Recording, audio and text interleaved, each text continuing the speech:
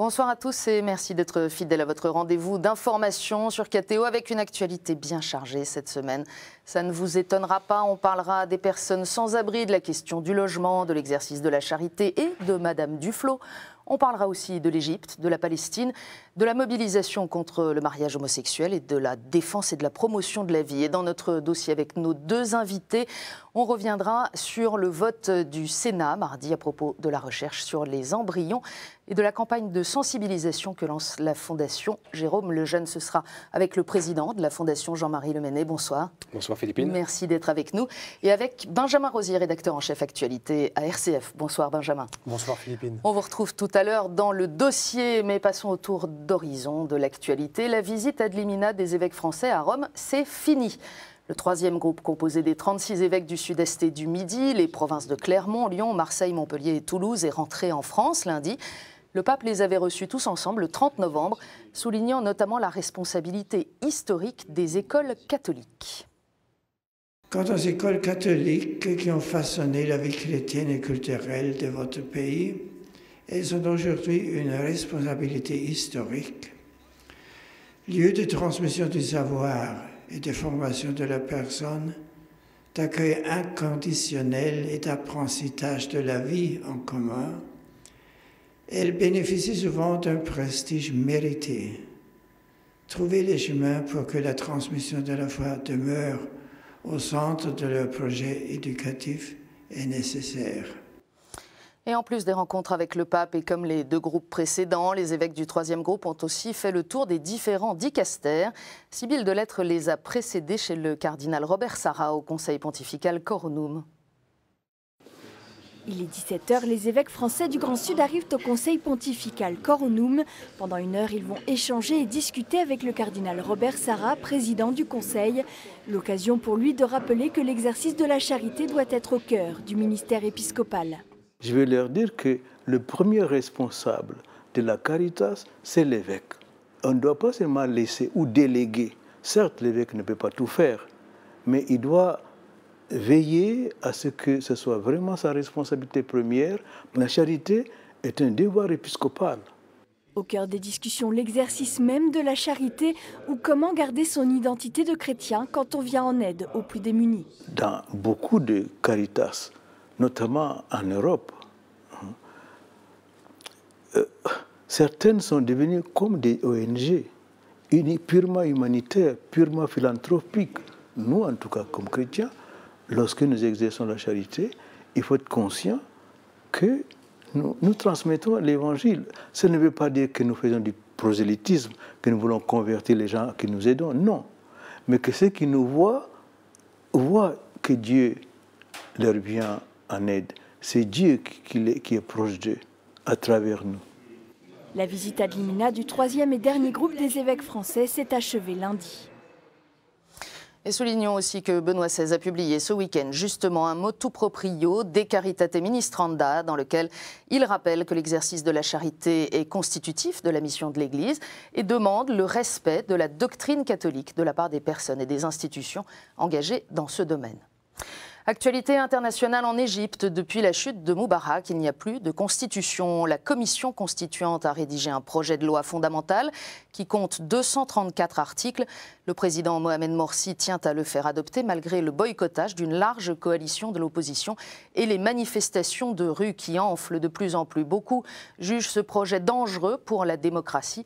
Un référendum est prévu le 15 décembre. Nous avons demandé son avis par téléphone au père jésuite copte Samir Khalil Samir.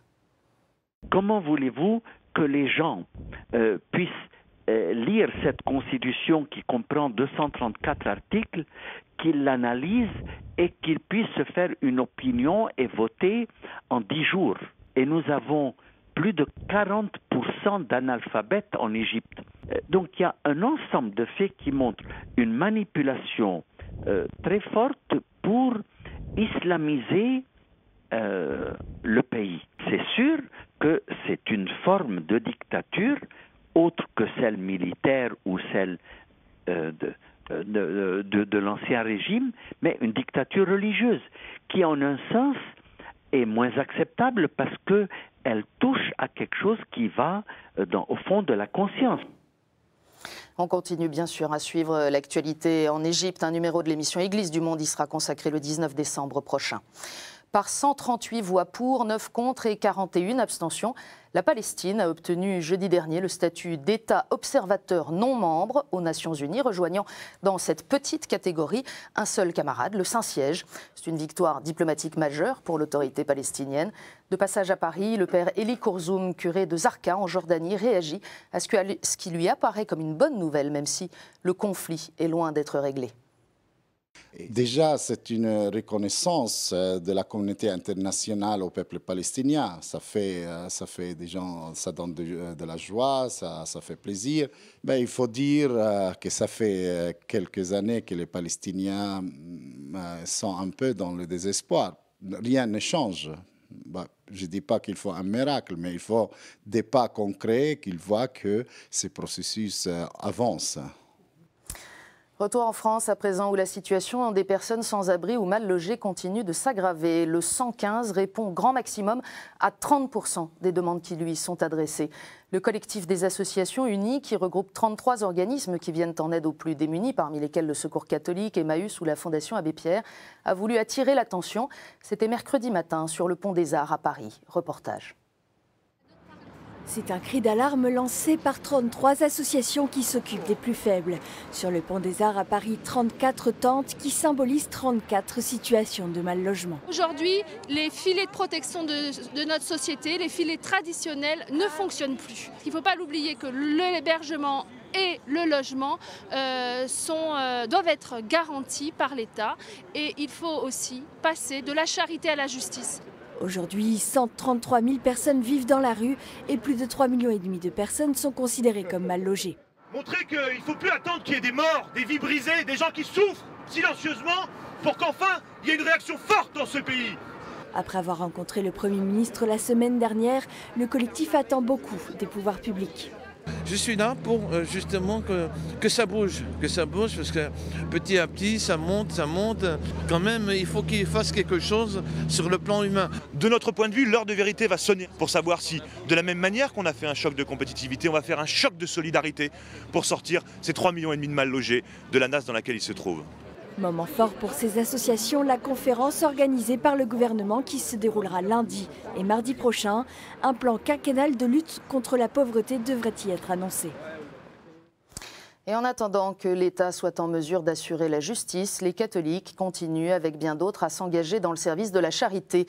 Mis en cause par les propos de la ministre du Logement, le diocèse de Paris a remis avec humour quelques pendules à l'heure. On écoute Charles Gazot, diacre et délégué épiscopal à la solidarité à Paris. Merci Madame Duflot de nous avoir fait faire un peu de pub et d'avoir sollicité, de nous avoir permis de dire ce que nous faisions sur Paris. Parce que l'Église, c'est vrai, de temps en temps, a cette petite tendance à être discrète vis-à-vis de ce qu'elle fait. Et ben, c'est une occasion pour le dire ouvertement et l'affirmer à tout à chacun. Madame Duflot, de mémoire, tout au début de l'hiver, a prévu pour la région Île-de-France 50 millions d'euros pour aménager des locaux ou pour mettre en place des nouveaux dispositifs. Moi, je fais appel à ces crédits pour pouvoir faire évaluer les paroisses et leur permettre d'investir dans des sanitaires, dans une cuisine, etc., pour pouvoir faire plus d'hiver solidaire à Paris. Et les propos de la ministre auront en tout cas fait couler beaucoup d'encre. On y revient dans la revue de presse. La mobilisation ne faiblit pas contre le projet d'ouverture du mariage aux personnes de même sexe. La commission des lois de l'Assemblée nationale a reçu ce jeudi les associations homosexuelles. Mais beaucoup protestent contre une organisation partisane de ces auditions. Du côté des opposants au projet, on demande toujours à être reçu par le président de la République. Il est assez avéré que ça n'est pas très égalitaire, que certains, et notamment ceux qui sont hostiles au projet de loi, sont reçus entre deux portes. La façon dont le cardinal 23 a été auditionné est à la limite de l'acceptable.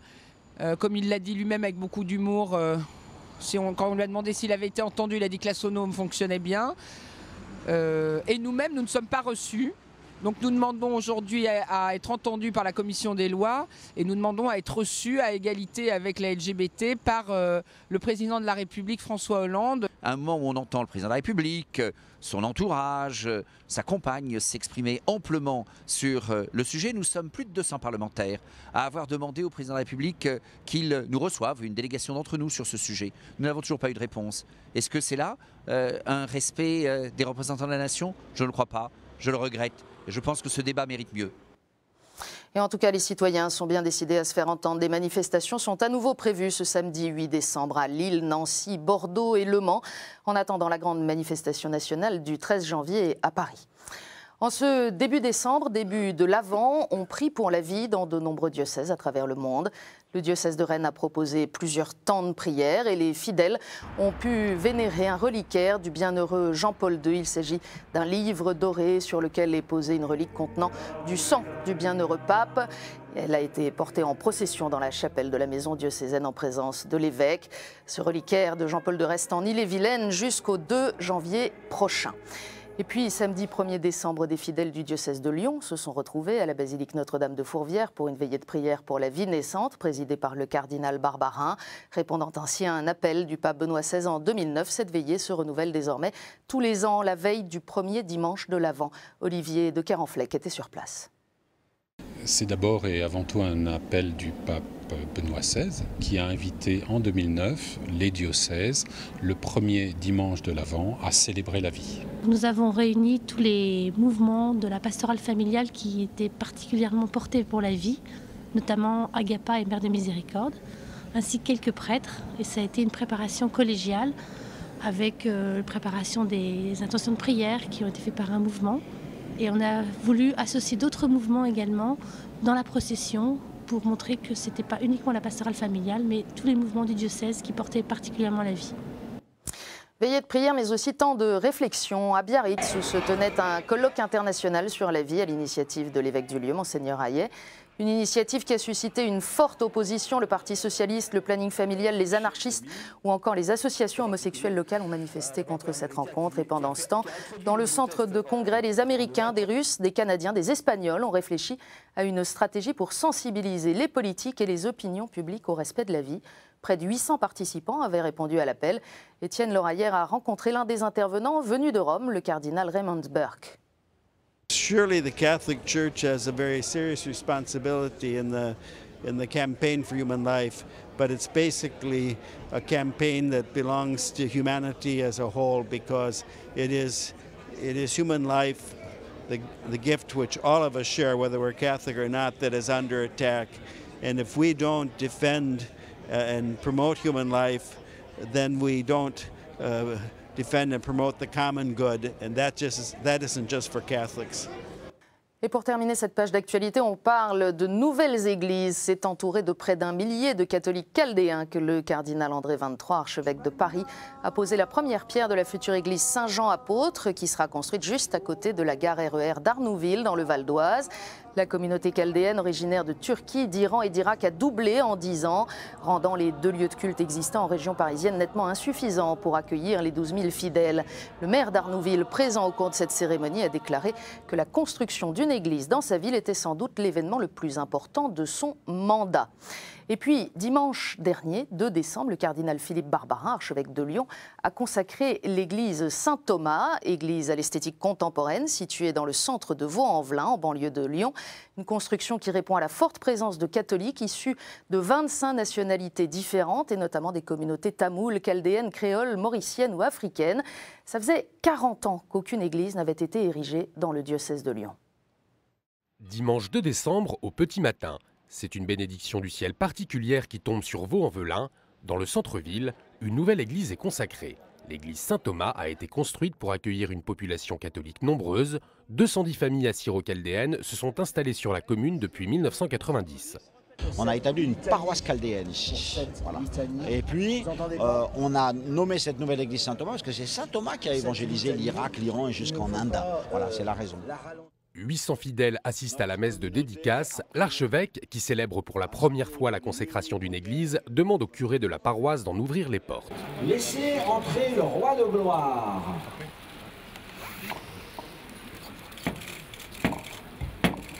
Au cours de la grande liturgie, l'église est consacrée par le Saint-Crème, symbole du don de l'Esprit Saint. À l'issue de la messe, tous se retrouvent dans l'espace de vie de la paroisse qui compte 1300 mètres carrés de locaux. C'est payé par le diocèse de Lyon, elle coûte 4 millions d'euros. Les paroissiens de Vaux-en-Velin ont participé selon leurs mesures, puisque nous avons une population très pauvre à Vaux-en-Velin, mais ils ont participé. Les dons sont venus de la totalité du diocèse et même venant de France. L'après-midi, des autorités interreligieuses et civiles ont toutes salué la présence de ce lieu de culte à Vaux-en-Velin, présence d'un lieu de paix dans un quartier autrefois marqué par la violence. Et puis sachez qu'il reste encore 500 000 € à trouver pour boucler le financement de cette église. Tous les renseignements sur le site lyon.catholique.fr. Voilà pour le tour d'horizon de l'actualité de la semaine. On retrouve maintenant Monseigneur Di Falco, un tout petit peu agacé.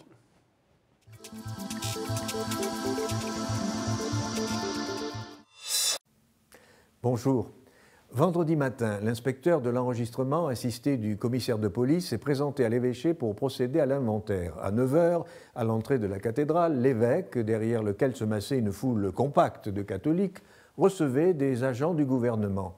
Quand le premier eut décliné ses qualités et notifié l'objet de sa mission, l'évêque formula en son nom et en celui du clergé ses protestations et réserves. Voici comment il s'exprima. « Monsieur l'inspecteur, vous venez remplir un mandat que vous impose la loi. Nous ne voulons pas vous obliger à user de violence, ce n'est pas dans l'esprit de l'Église, mais nous devons constater la violence morale que nous subissons par votre mandat. Et j'ai donc l'honneur de vous adresser la protestation suivante. L'évêque, sous-signé tant en son nom personnel qu'au nom des membres du Conseil, protestons contre l'inventaire qui va être fait des biens comme attentatoire au droit de propriété de l'Église. Nous déclarons donc, en assistant à cet inventaire, nous n'attendons donner aucun acquiescement à l'aliénation d'une partie des biens, si minime soit-elle. » J'ai retrouvé ce texte dans les archives du diocèse. Il relate la réquisition des biens d'église en 1906. Je me suis demandé si la ministre de l'Égalité des territoires et du logement envisageait un scénario identique à propos des locaux d'église qui seraient, dit-elle, disponibles. Personne ne nie que nous avons toujours des efforts à faire pour venir en aide aux plus défavorisés. Mais s'il y a un domaine où l'Église n'a pas de leçons à recevoir, c'est bien celui de la solidarité. Avec l'ensemble de ces organismes caritatifs, plusieurs milliers de bénévoles, l'Église se place largement en tête de ce qui est entrepris pour les plus démunis, été comme hiver. Que la ministre se donne par exemple la peine de voir ce que fait le père Bernard Devers avec Habitat et Humanisme. Tout cela se vit dans la discrétion, sans fracas médiatique et publicitaire. Alors, j'invite volontiers la ministre à commencer par réquisitionner les bâtiments vides, propriété de l'État, comme par exemple les casernes. De plus, cela pourrait se gérer en famille, entre membres du gouvernement, non? Allez, à bon entendeur, salut et à bientôt. Merci Monseigneur, on vous retrouve dans 15 jours. Tout de suite, la revue de presse.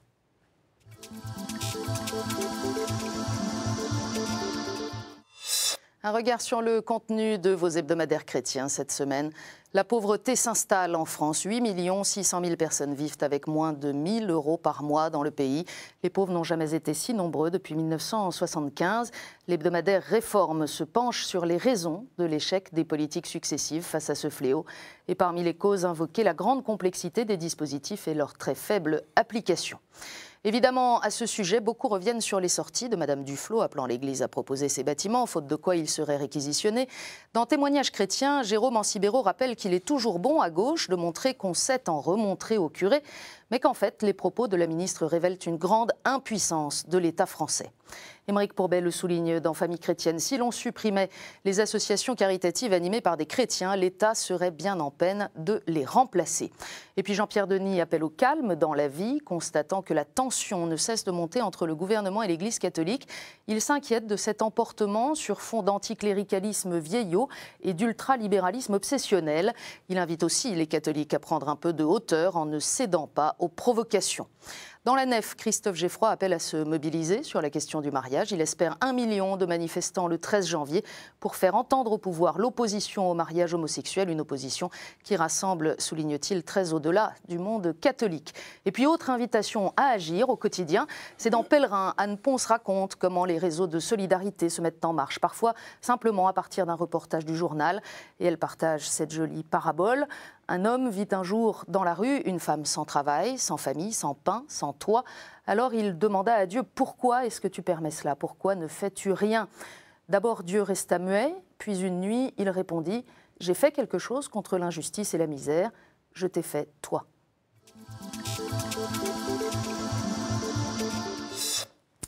C'était mardi soir en catimini. Les sénateurs ont voté pour autoriser sous certaines conditions la recherche sur l'embryon et les cellules souches embryonnaires. Pour l'auteur de la proposition, le sénateur Mézard, tout est très clair. La science, certes, ne doit pas dicter la loi, mais la loi ne doit pas, au nom d'une idéologie parfois obscurantiste, pénaliser le progrès scientifique. Or, les avancées les plus récentes montrent que nous n'avons pas d'alternative sérieuse à l'utilisation des cellules souches embryonnaires pour faire avancer la science. Alors on en parle dans notre dossier avec nos deux invités, Benjamin Rosier, rédacteur en chef actualité à RCF, et Jean-Marie Leméné, président de la Fondation Jérôme Lejeune. Comment vous réagissez quand vous entendez dire qu'il n'y a pas d'alternative à la recherche sur l'embryon ? Je suis un peu surpris du propos de ce sénateur. Je ne sais pas très bien quelle profession il exerce. En tout cas, il n'était sûrement pas présent à l'Académie des sciences il y a une quinzaine de jours à Paris. L'Académie des sciences qui recevait en grande pompe le savant Yamanaka, qui justement a trouvé une alternative extraordinaire. Ces cellules reprogrammées, ces cellules souches qu'on peut faire à partir des simples cellules somatiques de la peau, il leur fait retrouver leur jeunesse, retrouver leur mémoire. Et elles présentent exactement les mêmes caractéristiques que les cellules souches embryonnaires pour tout ce qui est études de toxicologie, pour tout ce qui est modélisation de pathologie, pour tout ce qui est criblage de molécules pour les laboratoires, pour essayer d'essayer des molécules sur un modèle de pathologie. Donc tout ça, c'est exactement l'utilisation aujourd'hui des cellules souches embryonnaires. Il y a donc une alternative. C'est le prix Nobel qui vient de lui être attribué, du reste pour ses prix Nobel travaux. de médecine 2012. Et donc, voilà, je m'étonne. Non, il n'y a jamais eu si peu besoin de recourir à l'embryon qu'aujourd'hui. Et ça pose une question. C'est un texte qui passe entre 22h et minuit et demi. Un texte qui va réviser la loi de bioéthique de 2011. Donc, en ce sens-là, ça devrait générer des états généraux, puisque je crois que c'est dans l'article 46, la conférence des évêques de France le répétait hier, c'est dans l'article 46 de cette loi de bioéthique. Il n'y a pas d'états généraux. On n'en parle pas, ça passe comme ça. Alors, ça doit encore passer à l'Assemblée. Ça devrait être voté si l'arithmétique parlementaire et politique est respectée. D'autant qu'en l'occurrence, il y a aussi une partie des sénateurs UMP qui a voté en faveur de ce texte. Et en plus, en l'occurrence, c'est vrai que c'est très transpartisan. Voilà. Moi, je me demande de quel côté le discours idéologique, puisque vous l'avez redit, Monsieur Leméné, c'est qu'il y a vraiment des avancées sur la recherche sur les cellules souches. Et puis derrière, je trouve ce qu'on oublie quand même, la grande différence, c'est qu'il y a un interdit qui va tomber, si cela passe encore une fois à l'Assemblée, puisque jusqu'ici, c'était une interdiction avec dérogation. Là, vous le disiez, autorisation encadrée. Et du coup, pour nous, par exemple, sur notre antenne, nous avons eu Axel Kahn, le généticien Axel Kahn que vous connaissez, cette semaine, qui nous disait « Mais écoutez, il y a un interdit qui est maintenu, on ne produira pas d'embryons en vue de la recherche. Mais par contre, on pourra faire de la recherche sur les embryons surnuméraires, donc issus des fécondations in vitro. Et lorsque le projet parental, les parents choisissent finalement, n'aboutit pas ou choisissent de ne pas retenir tel ou tel embryon, ils sont voués à la destruction. Mais le problème, c'est que derrière, il y a un vrai interdit qui tombe, qui est l'interdit de dire l'embryon est une chose, un matériau, ou en tout cas ça pose cette question-là à chacun d'entre nous Français. Est-ce que l'embryon est une vie ? Ou est-ce que l'embryon est une chose ou un matériau ? Monsieur Leméné, vous pensez que c'est idéologique cette approche, ou parce que comme scientifiquement, contrairement à ce que dit le sénateur Mézard, ça ne se justifie plus aujourd'hui, quelle est la justification ? Pourquoi est-ce qu'on lève cet interdit ? Je pense qu'il y a une dimension idéologique, il y a une sorte d'orgueil laïque et républicain, enfin, au sens un peu péjoratif du terme, à montrer qu'au fond, la vie est totalement maîtrisable et la vie, c'est de la matière. Enfin, c'est une vision assez matérialiste de l'homme. Il y a une dimension économique aussi, parce que je pense que faire des cellules souches reprogrammées type Yamanaka, ça coûte encore assez cher, et l'embryon ne vaut rien, n'a plus aucun prix. Donc cette dimension économique-là, elle est aussi à prendre en compte. Et puis surtout, pour rebondir sur ce que disait mon voisin, effectivement, vous soulignez à très juste titre que l'interdiction tombe. Mais ça veut dire que la protection de l'être humain au début de la vie devient une exception. C'est-à-dire qu'avant, il y avait une interdiction et des dérogations, donc c'était l'interdiction qui était première. Là, on a une autorisation de principe avec des mesures d'encadrement qui seront résiduelles et inefficaces. Et la protection de l'embryon devient une exception à la nouvelle règle qui est celle de sa non-protection. C'est une première. C'est tout à fait une première. En droit, on n'a jamais vu ça. Ça entraîne de très nombreuses conséquences, et en particulier le fait qu'on ne pourra plus défendre l'embryon. On ne pourra plus le défendre.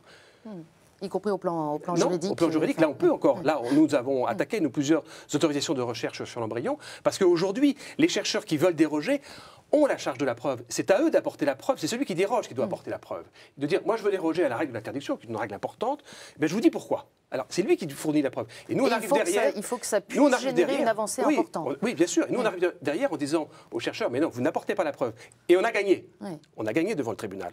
Après, dans le nouveau système, ce ne sera plus possible. On pourra plus faire ça. On voit bien qu'en tout cas, le pouvoir en place et ceux qui sont autour de cette proposition de loi n'ont pas souhaité le débat, puisque vous le rappeliez, c'est passé en séance nocturne ou quasi nocturne, sans débat préalable et surtout sans convocation d'états généraux. Vous, à la Fondation Le Jeune, vous avez choisi en tout cas de continuer à mobiliser les consciences, à défaut d'être entendus par les élus.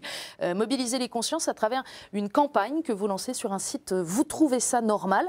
Et vous jouez sur le fait qu'aujourd'hui, il y a un consensus, une unanimité flagrante pour la protection des animaux, manifestement pas pour celle des êtres humains. Alors, je vais vous demander de nous expliquer cette campagne dont on voit là les images très, très fortes. Il y a une pétition qu'on peut remplir en ligne sur ce site vous trouvez ça normal.com. Mais j'aimerais d'abord, Benjamin, que vous nous disiez, vous, comment vous avez réagi quand vous avez découvert cette campagne, parce que les visuels sont assez frappants avec nos amis les baleines, les bébés ours. Voilà, je trouve qu'elle a un grand mérite, c'est qu'elle met en relation l'écologie naturelle, donc la défense. La première, c'est la protection des animaux, bien entendu.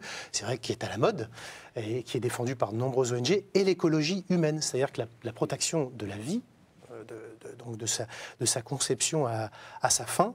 Et ça, c'est important. C'est vrai que Benoît XVI insiste beaucoup sur ce point, notamment dans l'encyclique Caritas in Veritate de 2009, aussi dans son message Journée pour la paix du 1er janvier 2010, où finalement il dit la véritable écologie, l'écologie authentique, c'est d'inclure aussi l'homme dedans. Voilà. Et ça, je crois qu'on l'oublie. Oui, c'est ça. Et on n'a pas voulu du tout opposer la protection de la nature ou la protection des animaux, à laquelle on souscrit tous. Et si on peut protéger mieux la nature et mieux les animaux, c'est très bien. Mais quand on voit les trésors d'ingéniosité et de détermination qu'on mobilise pour protéger l'espèce animale, pourquoi n'applique-t-on pas le même dispositif ou le même raisonnement au moins à l'espèce humaine? Donc la protection de la nature, oui, mais de toute la nature. Et donc il faut que tout ça soit unifié. Donc c'est un appel à la cohérence et qui peut faire réfléchir les gens. Mais nous ne sommes pas pour la destruction des baleines ou des souris ou des... Bien sûr on a bien compris. Voilà. Toutes les informations sur cette campagne et surtout pour trouver des éléments pour alimenter notre réflexion à chacun sur le site www.voustrouvezsanormal.com qui s'affiche en bas de vos écrans. Merci infiniment à tous les deux d'être venus sur ce plateau. Merci à vous de votre fidélité. À la semaine prochaine.